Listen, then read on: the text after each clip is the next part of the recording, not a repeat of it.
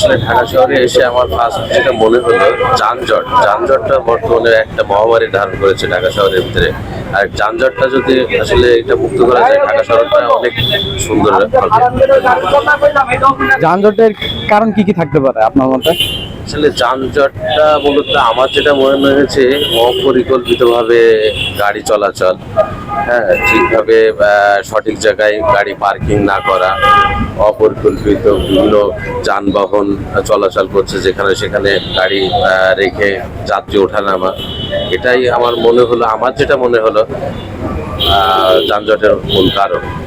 আর অবৈধ যে সমস্ত রিক্সা বাইক যেগুলো আছে, এদেরকে যদি এদের নির্দিষ্ট একটা ওয়ে তৈরি করে দেওয়া যায়, নির্দিষ্ট একটা জায়গা যদি পথ চলাচলের জন্য যদি তৈরি করে দেওয়া যায়, তাহলে আমার মনে হয় যানজটের ক্ষেত্রে অনেকটা নিরসন হবে।